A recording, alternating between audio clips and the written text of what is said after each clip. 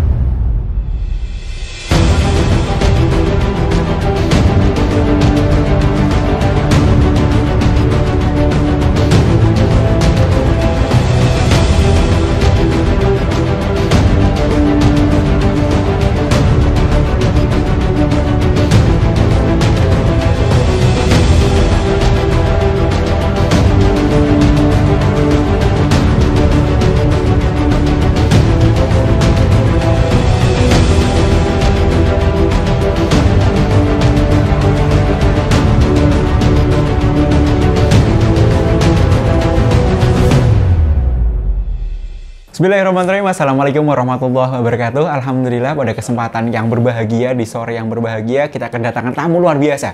Beliau adalah pengusaha di bidang olahraga. Beliau utangnya sekitar 3 miliar. Alhamdulillah tidak sampai 1 tahun hutangnya lunas, selesai.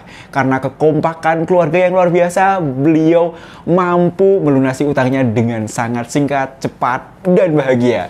Beliau adalah Mas Indra dan Ibu Adelia. Assalamualaikum warahmatullahi wabarakatuh, Mas Indra. Waalaikumsalam warahmatullahi wabarakatuh. Masya Allah, Alhamdulillah, ini kebahagiaan luar biasa. Mau mampir, kita ingin berbagi ya kepada teman-teman khususnya ya di podcast MTR. Utang lunas, bisnis berkelas. Alhamdulillah. Mas Indra, ngobrol-ngobrol sedikit ya.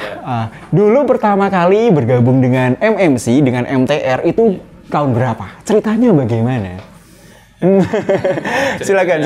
Ceritanya panjang. Panjang. Jadi di tahun 2016 saya bergabung di MTR. Waktu itu SMA TR pertama tuh yang ada di Bogor sini ya. Oke. Di Bogor sini di Darmawan Park itu. Ceritanya itu saya daftar, terus nggak ada persiapan dana gitu loh, karena nggak ada budget sama sekali. Pada saat itu memang kita sedang lagi, saya bilang minus ya, sedang kita minusnya saat itu.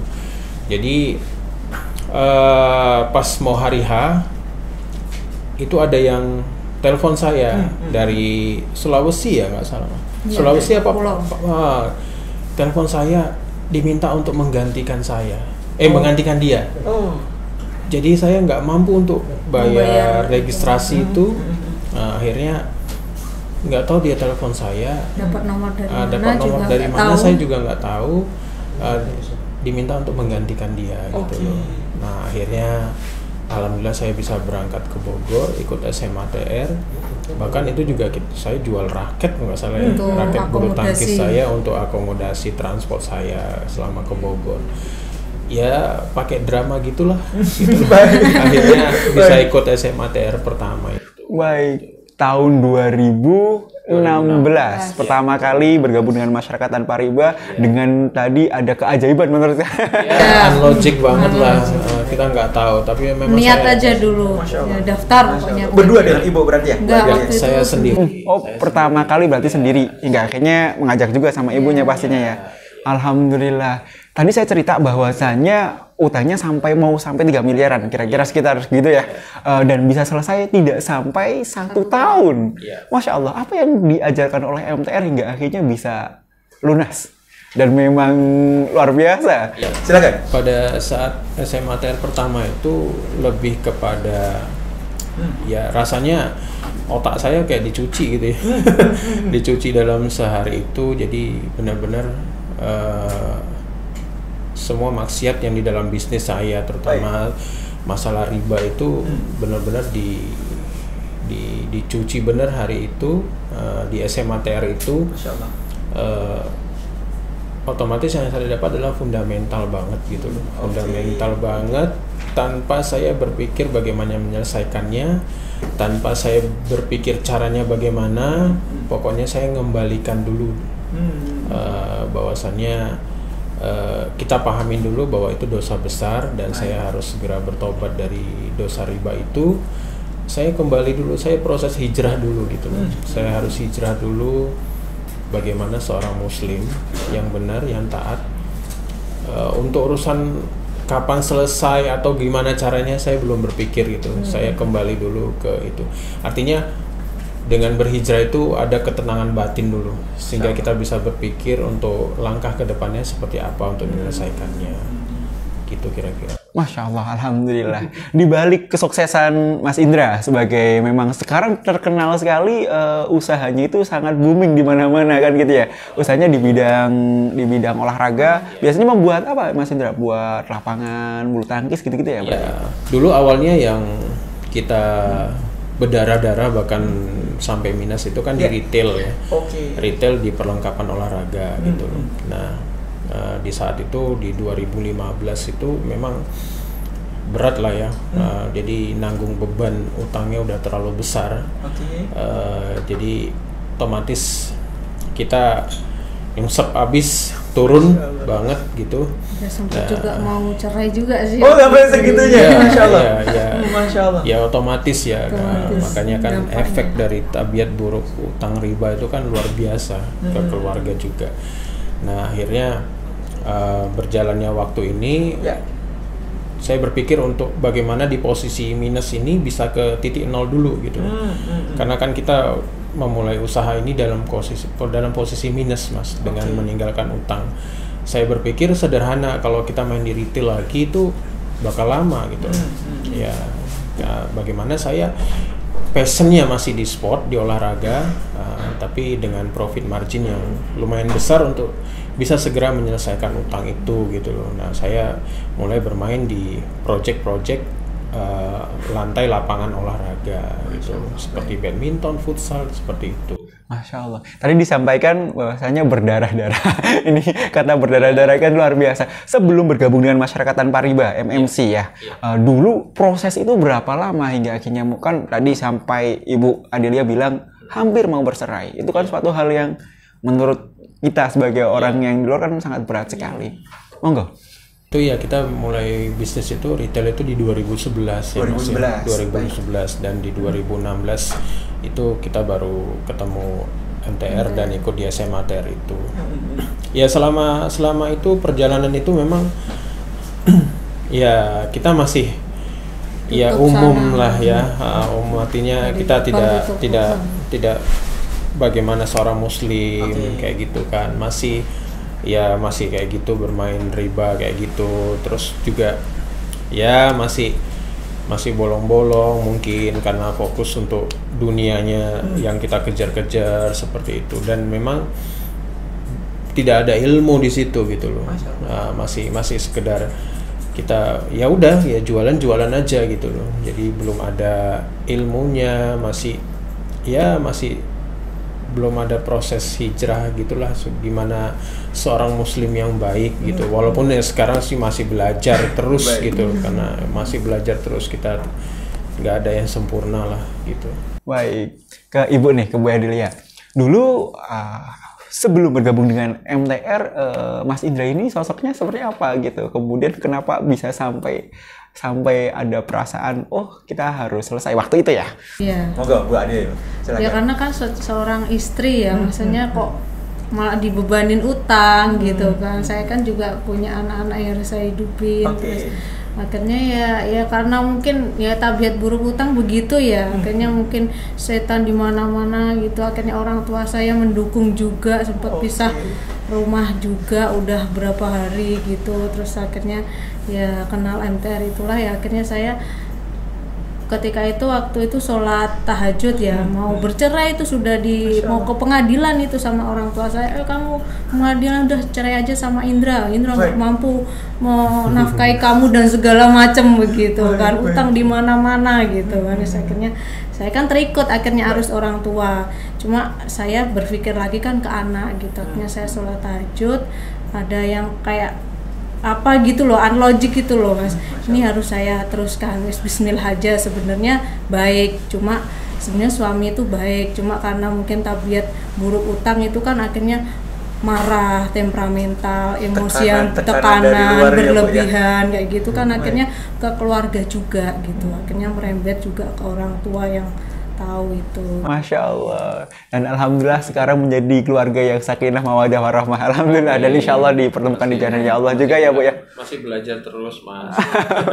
Ya setelah ikut MTR itu akhirnya ya benar-benar fundamental kita ya kayak ditampar gitulah Mas. Oh begini. Berarti apa langkah seharusnya? Ya udah, utang nanti dulu lah, kita benerin dulu ibadah kita ikut kajian kesana kemari untuk mengercas iman kita gitu, memperbaiki qiyamul lail, sholat duha, dan pokoknya memperbaiki dulu lah. Kalau masalah utang biar Allah aja yang menyelesaikan kan begitu. Yang kemarin tuh ya udah kita fokus untuk memperbaiki ibadah. Solusinya adalah fundamentalnya diperbaiki ya Bu ya. Baik, dan alhamdulillah kita tidak bermaksud untuk membuka aib ya, karena kita belajar. Insya Allah banyak juga pasangan-pasangan di luar sana agar bisa belajar ke Mas Indra dan Bu Adelia bahwasanya penyelesaian itu tidak harus sampai ke situ ya Bu ya. Gitu ya. Alhamdulillah hari ini menjadi pasangan yang luar biasa, dan cerita bahwasanya dari dalam proses penyelesaian utang ini kompaknya luar biasa. Mas Indra sebagai marketing di sebuah perusahaannya dan Ibu pengelolaan keuangan. Nah bahkan Bu Adelia ini menghadapi negosiasi dengan lembaga keuangan ini suatu hal yang biasa saya gitu ya. Disekap di ruangan leasing itu waktu di saya lupa, ada kepala debt collector, kepala marketing, pokoknya 10 orang lah. Ini memang saya nggak saya suruh masuk, tunggu di luar karena memang emosinya kan tidak bisa terkontrol. Saya sempat bawa buku juga yang masih kecil itu Mas, yang warna coklat itu, buklet ya. Apa-apaan ini Bu? Kamu itu siapa kok berani-beraninya nego? Dulu kan udah sama-sama menerima gitu. Sekarang kok mau nego pokoknya saja, yang nggak bisa bilang gitu. Pokoknya kamu itu siapa gitu. Kalau ngomongin hijrah ya jangan begini, merugikan perusahaan begitulah. Hanya saya diserang 10 orang waktu itu. Ibu sendirian waktu Masya itu Allah. di ruangan. Dan Bapak memang kita bagi peran. Kemarin kita memang bagi peran, artinya ya ayo kalau kita niat untuk menyelesaikan bareng-bareng. Jadi saya biar fokus di bisnis, saya fokus di marketing, saya fokus mencari Mama biar fokus memanage keuangannya, negosiasi dan menyelesaikannya gitu. Kalau saya yang dibebani dengan menghadapi debt collector dengan tekanan itu, saya nggak bisa fokus mencari nantinya gitu loh. Saya nggak bisa fokus untuk meng-create marketingnya kayak gitu. Jadi ya udah bagi peran situlah. Ya sampai sekarang pun akhirnya tetap bagi peran juga di perusahaan. Ya saya tetap membawahin bidang marketing, konten kreatif, ya gitu-gitu. Istri di finance dan operasional seperti itu. Masya Allah, dan sekarang income-nya semuanya cash dan tidak ada cicilan lagi. Barakallah, itu kebahagiaannya luar biasa ya. Dan kita akan share lagi kepada perasaannya gimana sekarang Mas Indra. Dulu yang tekanan luar biasa sampai Ibu ditekan-tekan sampai ya nggak ada yang dikejar-kejar, istilahnya nggak ada jatuh tempo apa segala macam kayak gitu. Nggak ada enak aja, mau sedekah itu enak gitu, ngalir gitu. Kalendernya nggak ada yang dibulat-bulatin. Bulat semua sepertinya Mas. Bulat semua, setiap minggu ada. Paling gitu. Berapa lah yang nggak bulat gitu. Oh, cuma berapa yang tidak bulat? Dari 30 angka ya, dari 30 tanggal itu hanya berapa yang tidak bulat. Ngobrol-ngobrol dulu berapa titik utangnya? Sampai 3M itu berapa titik utang? 11. Sampai 11 titik. Iya. Jadi bisa dibilang telepon, kemudian tagihan setiap hari ya Mas? Setiap hari, dan saya yang menghadapinya. Hampir setiap hari Mas. Ya memang akhirnya otomatis ya bisnis akhirnya ya goyang juga kan. Karena pondasinya itu nggak kuat banget gitu loh. Nah itu akhirnya ya sudah. kita kalau nggak kitanya dulu memperbaikin ya nggak akan mungkin selesai. Baik. Yang menarik nih Mas Indra, Bu Adel, banyak hal di dalam proses penyelesaian hutang, banyak cara untuk melakukan pelunasan gitu ya. Nah, tapi ada beberapa hal yang menurut saya ini menarik dari kisahnya Mas Indra dan Bu Adel, yaitu proses penyelesaian tadi ada cerita nekat nih. Ada cerita nekat tapi nekatnya terukur. Yaitu Mas Indra dan Bu Adel yang tadinya dari usaha retail, yang tadinya retail itu menanggung hutang banyak hingga akhirnya berpindah merubah konsep, dan konsepnya ini resikonya sebenarnya besar tapi terukur ya. Nah, di sini ini ilmu PBTR baru nih, namanya cash is king. Karena kan memang kita kan di dalam penyelesaian kan memang butuh uang. Nah, ini yang dilakukan oleh Mas Indra, cashnya itu berlipat-lipat, mencari cash berlipat-lipat hingga akhirnya uang itu didapatkan dan dibayarkan kepada lembaga keuangan. Boleh diceritakan Mas Indra atau Bu Adel, silakan. Ya, jadi setelah mengikuti SMPTR itu terus ada pembelajaran lain ya di MTR itu, saya berpikir gini, kalau kita bermain di retail terus, ini nggak bisa selesai. Bukan nggak bisa selesai, tapi lama sekali gitu. Prosesnya. Lama gitu ya. Insya Allah berapapun Allah selesaikan pasti selesai gitu. Tapi lama. Nah akhirnya saya berpikir bagaimana tetap di passionnya sport, di olahraga gitu loh. Tapi ada cashnya lebih besar, profit marginnya lebih besar gitu. Saya berpikir main di kontraktor lapangan, pengerjaan lapangan. Ya waktu itu karena saya basicnya olahraganya di bulu tangkis gitu loh, jadi saya fokusnya di lapangan bulu tangkis. Nah pada saat itu juga ya saya aktif di kajian seperti itu, aktif di kajian. Terus di dalam kajian itu ada kenal salah satu orang gitu, teman saya juga yang jago SEO, ya Google Ads-nya jago gitu loh. Akhirnya dia bantu dengan membuatkan web, ya kan, mengiklankan gitu. Tapi nanti kalau nomor teleponnya yang dari web itu saya pegang sendiri. Kalau ada closing itu kita share gitu loh, kita share ke dia. Ya alhamdulillah hubungan itu sampai sekarang seperti itu. Nah akhirnya kita ketemu project pertama di Tasik seperti itu. Ketemu di project pertama di Tasik pun kita nggak ujuk-ujuk punya modal untuk berangkat gitu loh, karena si klien ini mintanya ketemu dulu.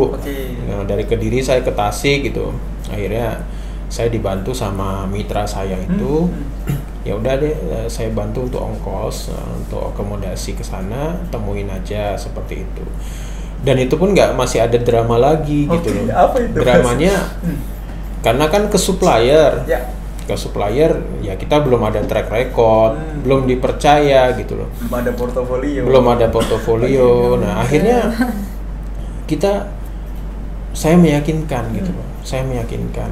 Ya proses hijrah saya, terus sebelumnya saya udah ketemu supplier itu, proses hijrah dan apa yang terjadi di saya ceritakan terbuka gitu loh. Bahwasanya saya ingin memperbaiki usaha saya ingin ini, saya ingin itu gitu loh. Nah akhirnya dia luluh mau mengirimkan material yang 1 truk itu, tapi dengan syarat katanya itu nggak boleh diturunin kalau belum ditransfer gitu. Nah, saya hanya sebagai penghubung saat itu memang. Jadi akhirnya saya ketemu dengan klien, saya sampaikan, Pak ini kalau belum ditransfer untuk termin 1-nya ini belum boleh diturunkan dari truk gitu. Nah akhirnya termin 1 itu saya atur gimana caranya supaya bisa lunas ke supplier gitu loh. Nanti saya termin 2 kalau udah selesainya aja keuntungan saya gitu. Nah akhirnya bapaknya mau menerima, ya termin 1 truknya datang dilunasin, ya akhirnya kita lunasin juga ke supplier gitu loh. Ya itu berjalan sampai sekarang. Alhamdulillah. Bahkan kita dibantu untuk diberikan barang di stok gitu, walaupun ya kita juga mengukur gitu loh, kita juga nggak mau terlalu banyak gitu loh. Pokok kita butuh, kita ada gitu loh. Baik, nekat tapi terukur dan punya ilmunya pastinya.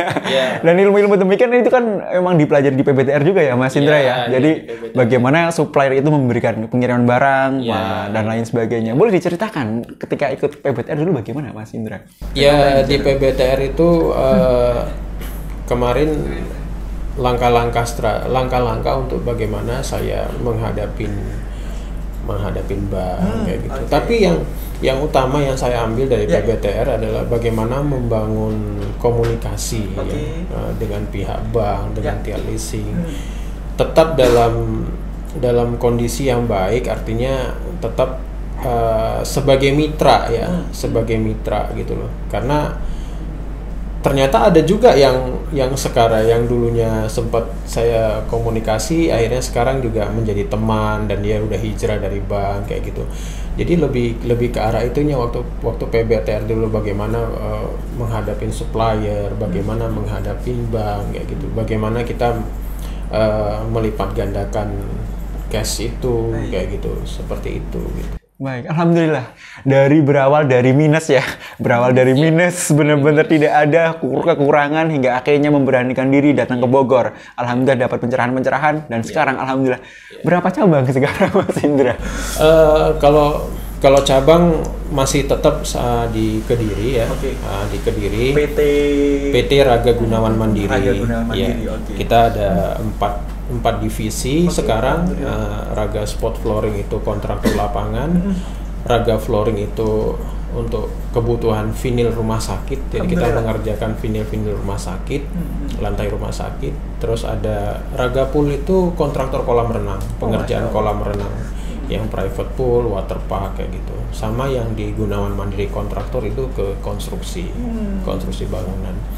Ya alhamdulillah udah ada timnya sekarang gitu, dan kita udah pengerjaan untuk lapangannya sendiri itu udah mulai dari Aceh sampai Papua, kita udah seluruh Indonesia tercover. Seluruh Indonesia. Ya alhamdulillah kemarin tembus di Brunei sih. Masya Allah, sampai juga pengerjaan di luar negeri berarti Bu ya? Di Brunei dan ini sedang memfollow up untuk di Singapura. Tapi terkendala masih Corona. Baik, ada pandemi ya. Ada pandemi. Baik. Artinya memang ini hikmah luar biasa ya. Jadi apa yang bisa ditarik garis benang merahnya Mas Indra atau Bu Adel?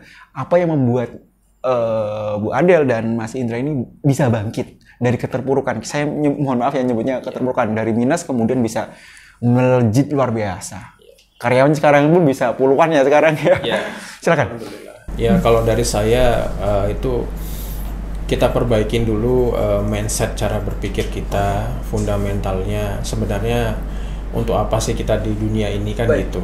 Nah, jadi ada 3 pertanyaan itu, kenapa kita ada di dunia ini. Nah itu dulu gitu loh. Yang kedua, bagaimana kita menjalankan bisnis itu jangan sampai ada maksiat di dalamnya gitu loh, termasuk soal riba ini gitu loh. Yang ketiga itu ya ada ilmunya semua itu Mas memang. Jadi dalam kita berbisnis tuh ada ilmunya. Bagaimana kita bermuamalah kan gitu. Baik bermuamalah dengan karyawan sendiri pun, atau bermuamalah dengan klien, atau bermuamalah dengan supplier kan gitu. Nah itu kita perbaikin itu dulu gitu loh. Soal melejit atau enggak, saya udah bukan urusan saya nggak mikir ke situ gitu loh. Udah kita kayaknya udah logik semuanya lah. Pokoknya tahu-tahu kok kita udah tertutup semua kan begitu. Kita juga nggak nyangka gitu. Baik. Untuk Rizal kita serahkan kepada Allah. Kita tugasnya adalah berproses tadi ya. Masya Allah. Berproses juga dengan ilmu juga ya Pak Mas Indra ya. Masya Allah luar biasa ini pembelajaran yang insya Allah. Banyak orang begini Mas Indra, Bu Adel. Banyak orang yang mau bergabung dengan masyarakat tanpa riba memiliki mental korban atau victim story. Mereka berharapnya dibantu, diberikan modal dan lain sebagainya. Apakah itu yang dilakukan MTR atau bagaimana Mas Indra? Selama yang saya ikutin di MTR tidak ada yang seperti itu ya. Maksudnya tetap itu kita sendiri yang paling bertanggung jawab untuk menyelesaikan masalah kita gitu loh. Bahwa MTR ini sebagai panduan ya, yang di dalamnya adalah ilmu-ilmu bagaimana cara kita melepaskan diri dari jeratan utang dan riba kan begitu gitu. Tapi tetap adalah yang bertanggung jawab untuk menyelesaikan adalah diri kita sendiri gitu. Justru ketika kita berharap sama orang lain, maka sebenarnya semakin dalam jadinya, semakin dalam masalahnya, semakin terpuruk kita gitu loh. Gak selesai gitu loh. Ya stop itu, jangan sampai itu, jangan kita stop untuk berharap sama manusia gitu loh. Ya mental korban itu kan karena memang kita berharap sama manusia kan gitu. Kalau kita berharap sama Allah nggak ada seperti itu. Masya Allah, luar biasa. Ibu ada tambahan? Tambahan dari Bapak? Tidak ada sih. Masya Allah. Sampai sekarang ya tetap kolaborasi kita untuk lebih memakmurkan karyawan dan juga yang di sekitar lah, intinya begitu. Saya. Alhamdulillah sekarang kita udah punya yayasan juga. Ini masih diurus di notaris juga untuk perizinannya. Jadi kita ada sayap bisnisnya itu di PT Raga Gunawan Mandiri, sayap sosialnya itu di Karomah Insan Mandiri. Nah itu lagi sedang pengurusan. Jadi dari setiap nilai proyek itu ada sekian persen kita sisihkan buat ke yayasan kita. Seperti itu. Alhamdulillah, barakallah. Kalau dulu ngurusin diri sendiri aja kayaknya susah ya. Nah, alhamdulillah ketika memang sudah terbebas dari utang gitu, sudah tidak memiliki cicilan, fokusnya lagi tidak untuk diri sendiri, tapi juga untuk memikirkan umat, khususnya untuk banyak orang ya, Mas Indra ya. Luar biasa. Mungkin ada saran-saran nih, khususnya kepada teman-teman sekalian, pemirsa di rumah, yang mereka sedang dalam kondisi sedang terpuruk, apalagi di kondisi pandemi ya, Mas Indra ya, Bu Adil. Mereka tidak memiliki cara untuk bagaimana bangkit. Ya, monggo silakan Mas Indra diberikan saran-saran yang Mas Indra sendiri memang pelaku dan praktikum juga, praktisi juga. Tafadhol. Ya, jadi fokus kita pada saat itu adalah fokus kepada solusi ya. Jadi kita tidak fokus kepada masalah. Fokus solusi yang pertama adalah kita memperbaiki diri dulu, kita memperbaiki mindset dulu. Kita terus belajar, baik itu belajar ilmu agama, baik itu belajar ilmu bisnis gitu. Banyak silaturahmi Mas saya dulu juga. Jadi yang menurut saya dia bisa marketing, saya datangin untuk belajar seperti itu. Jadi lebih kepada kita fokus solusi. Kalau kita fokus masalah nanti malah lebih dalam dan akhirnya kita punya mental korban, berharap sama manusia, berharap sama orang lain, harapannya dibantu, ternyata enggak, yang ada kecewa, malah kita lebih dalam lagi gitu. Jadi saya pikir kita fokus solusi, masih ada mungkin potensi-potensi dalam bisnis kita yang bisa kita up, yang kita bisa ungkit untuk bisa melejit gitu. Nah, makanya kalau kita fokus solusi akan ketemu gitu loh. Inovasi-inovasi lebih kreatif seperti itu. Masya Allah.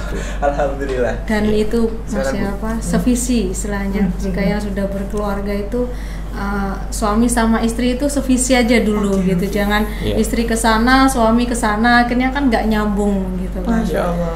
Jadi kan, memperbaiki sama-sama, manage sama-sama. Mengundang ridho Allah ya mungkin ya Mas ya. Karena ketika suami istri ini saling ridho, sama-sama ikhlas dalam menghadapi masalah ini, diselesaikan bersama, itu sebenarnya sudah satu step point yang kita sebenarnya udah naik kayak gitu. Kalau kita bisa seperti itu. Tapi kalau semasa bodoh nggak sefrekuensi, nggak ini, itu kan utang-utangmu selesaikan ya, itu malah nggak akan selesai.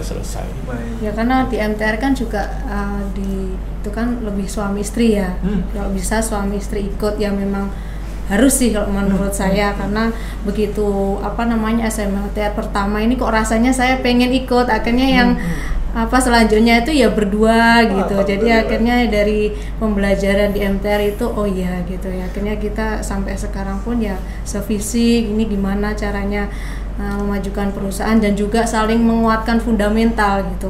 Karena di luar sana kan banyak ya peluang, ada banyak tentang ini gini, tapi kita tetap fokus gitu, maksudnya fundamental kita, kalau itu enggak ya enggak gitu.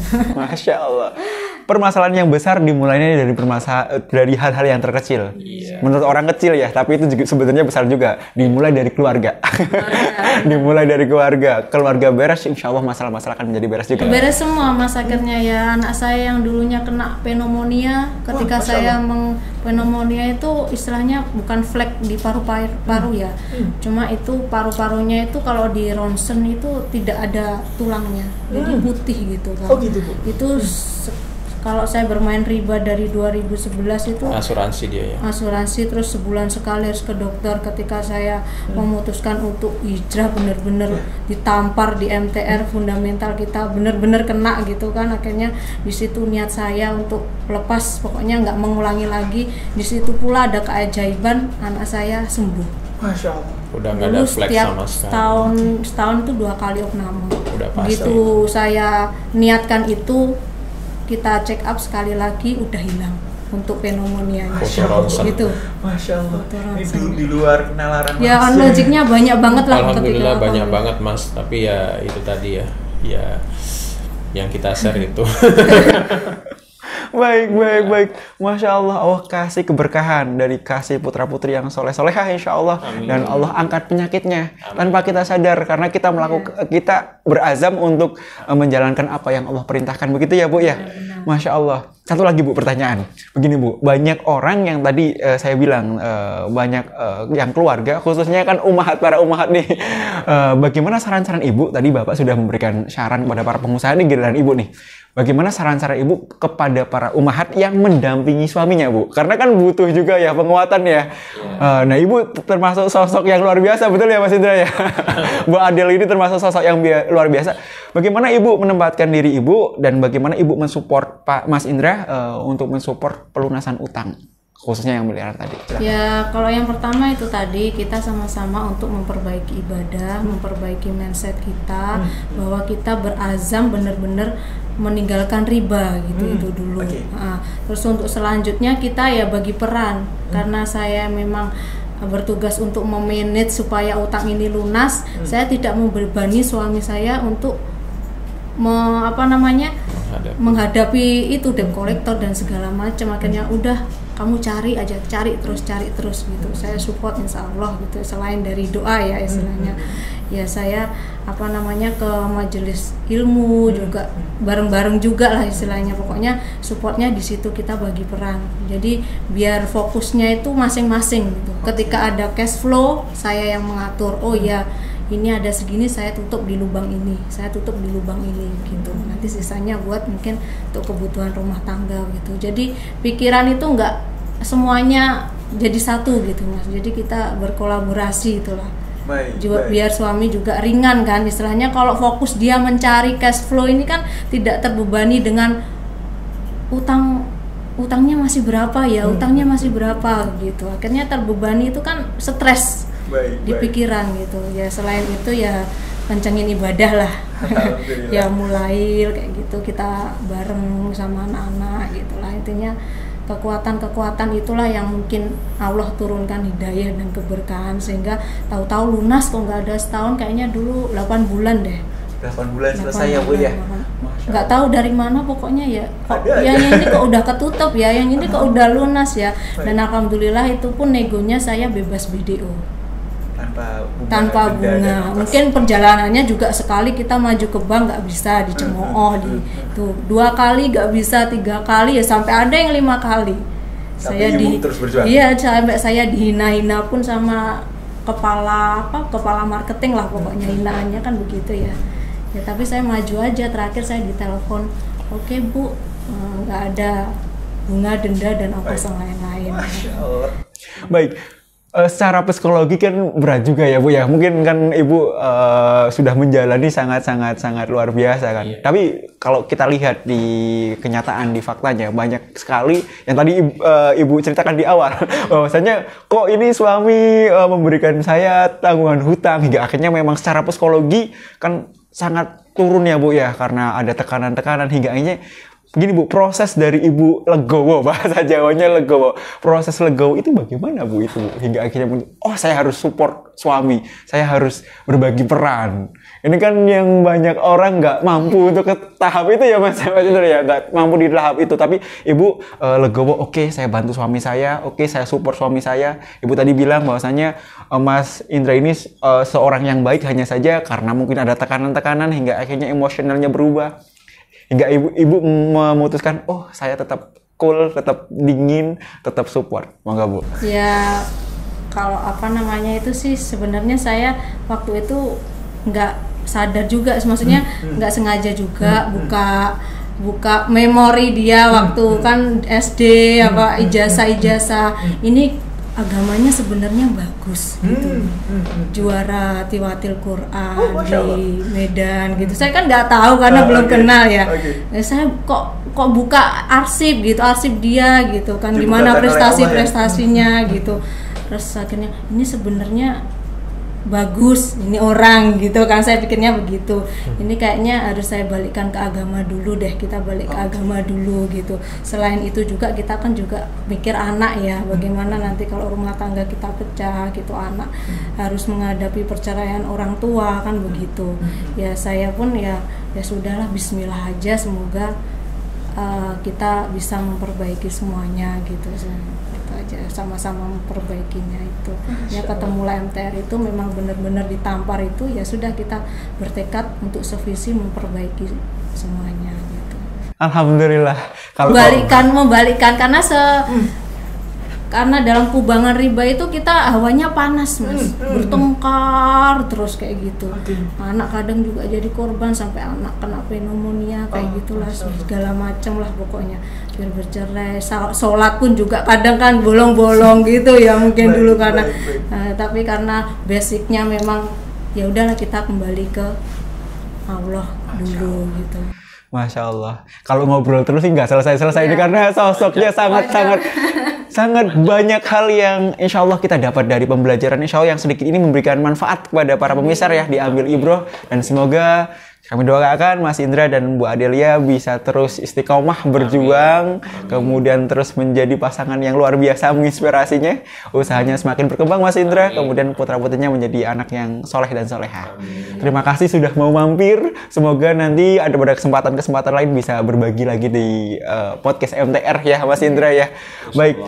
Alhamdulillah, karena waktu juga kita dipisahkan, semoga yang sedikit ini bisa bermanfaat. Semoga Bapak Ibu sekalian tetap berjuang dalam rangka pelunasan hutang. Banyak sekali event-event di masyarakat tanpa riba, ada SMATR, kemudian ada TBE, kemudian ada PBTR yang bisa Bapak Ibu sekalian ikutin. Alhamdulillah, kita baca hamdalah 3 kali. Alhamdulillahirrabbilalamin, alhamdulillahirrabbilalamin, alhamdulillahirrabbilalamin. Baca istighfar 3 kali. Astagfirullahaladzim, astagfirullahaladzim, astagfirullahaladzim. Baca doa kafaratul majlis. Subhanakallahumma bika asyhadu an la ilaha illa anta astaghfiruka wa atubu ilaik. Wal muwaffiq ila aqwamit thariq. Wassalamualaikum warahmatullahi wabarakatuh.